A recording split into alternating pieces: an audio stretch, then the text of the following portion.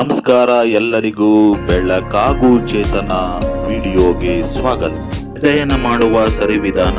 First rank ಬರಲು 8 ಆರ್ಗಳನ್ನು ಅನುಸರಿಸಿ ಅಧ್ಯಯನ ಮಾಡಿ. R1 select right time and place. ಅಧ್ಯಯನ ಮಾಡಲು ಒಂದು ನಿರ್ದಿಷ್ಟ ಸಮಯ ಮತ್ತು ಸ್ಥಳವನ್ನು ಆಯ್ಕೆ ಮಾಡಿಕೊಳ್ಳಿ. ನಿತ್ಯ ಅದೇ ಸಮಯ ಸ್ಥಳದಲ್ಲಿ ಓದಿ.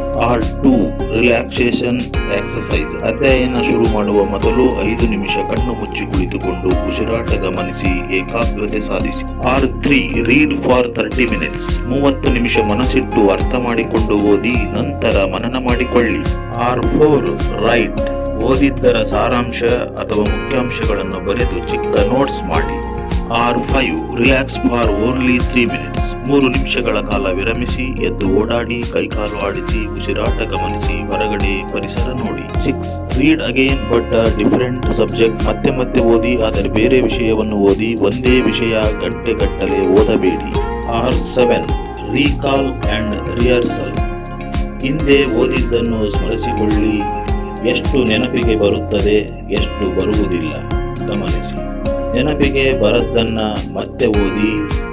ಪ್ರಶ್ನೆಗಳಿಗೆ ಕಾಲಮಿತಿಯಲ್ಲಿ ಉತ್ತರ ಬರೆಯುವ ಅಭ್ಯಾಸ ಮಾಡಿ. ಶಿಕ್ಷಕರ ಮಾರ್ಗದರ್ಶನ ಪಡೆಯಿರಿ. R8 regular food, sleep and entertainment.